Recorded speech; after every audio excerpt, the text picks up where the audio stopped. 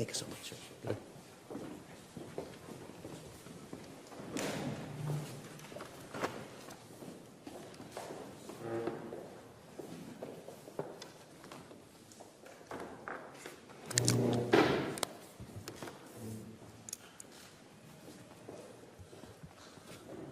Morning.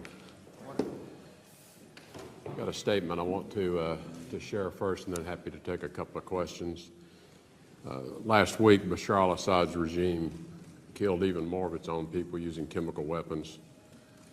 Our missile strike in response to his repeated use of banned weapons was necessary as a matter of U.S. national security interest. We do not want the regime's uncontrolled stockpile of chemical weapons to fall into the hands of ISIS or other terrorist groups who could and want to attack the United States or our allies. Nor can we accept the normalization of the use of chemical weapons by other actors or countries in Syria or elsewhere. The U.S. is grateful for the statements of all of our partners who have expressed support for our timely and proportional response. As events shift, the United States will continue to evaluate its strategic options and opportunities to de-escalate violence across Syria. Many nations look to the Geneva process to resolve the Syrian conflict in a way that produces stability and gives the Syrian people the opportunity to determine their own political future. And our hope is Bashar al-Assad will not be a part of that future. If the Astana ceasefire negotiations become effective towards achieving a durable ceasefire, then the Geneva process has the opportunity to accelerate. To date, Astana has not produced much progress. It is also clear Russia has failed to uphold the agreements that had been entered into under multiple UN Security Council resolutions. These agreements stipulated Russia as the guarantor of a Syria free of chemical weapons, that they would also locate, secure, and destroy all such armaments in Syria. Stockpiles and continued use demonstrate that Russia has failed in its responsibility to deliver on its 2013 commitment. It is unclear whether Russia failed to take this obligation seriously or Russia has been incompetent. But this distinction doesn't much matter to the dead. We can't let this happen again. To be clear, our military action was a direct response to the Assad regime's barbarism. The United States' priority in Syria and Iraq remains the defeat of ISIS. We are calling on our G7 partners to sustain the fight against ISIS well after the liberation of Mosul and Raqqa. Whether in Iraq and Syria, online or on the ground in other countries, we must eliminate ISIS. G7 support will be critical. To stabilize Syria, we will need the G7's direct participation, helping settle the conflict in Syria, protecting the civilian population, and committing to reconstruction that eventually will lead to normalcy for a unified Syria. Happy to take a question or two. Carter. Sir, obviously over the last day or so, there's been some conflicting messages coming out of the administration from Sean Spicer, from yourself. Is this a little bit of growing pains?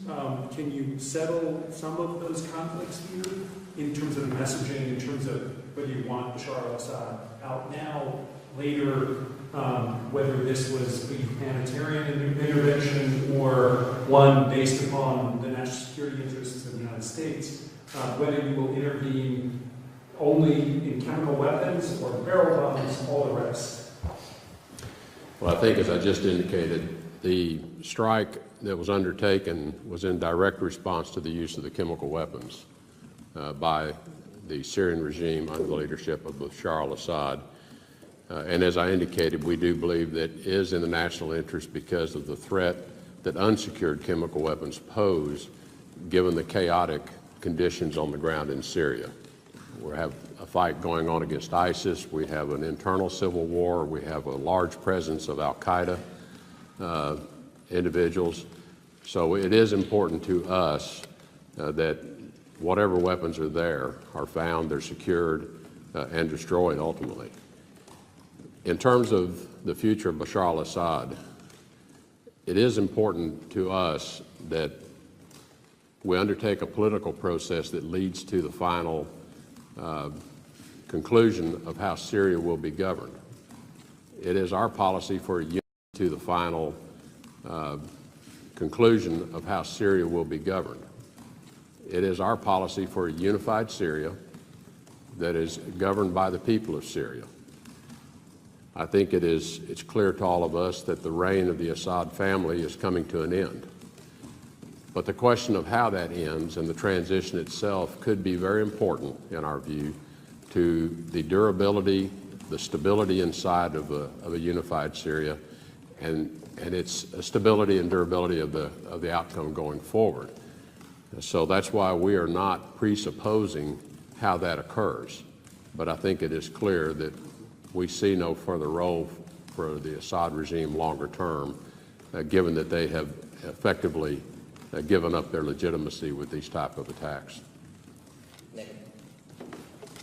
We all in this room had followed Secretary Kerry around and saw in Geneva and other places how he repeatedly pressed Russia to step off its support for the Assad regime and many times obviously failed to get them to do that. What makes you think that this time will be different? What are you taking to Moscow that you think will finally affect that change that the U.S. has been pushing for so many years? Well, I hope that what the Russian government concludes is that they have aligned themselves with an unreliable partner in Bashar al-Assad. They had signed the chemical weapons accord themselves, the Syrian government. The Russian government had signed that accord, and now Assad has made the Russians look not so good under these circumstances. I think it's also worth thinking about Russia has really aligned itself with the Assad regime, the Iranians, and Hezbollah. Is that a long-term alliance that serves Russia's interest? Or would Russia prefer to realign with the United States, with other Western countries and Middle East countries who are seeking to resolve the Syrian crisis? We want to relieve the suffering of the Syrian people. We want to create a future for Syria that is stable and secure. And so Russia can be a part of that future and play an important role. Or Russia can maintain its alliance with this group, which we believe is not going to serve Russia's interests longer term. But only Russia can answer that question. Ladies and gentlemen, thank you very much.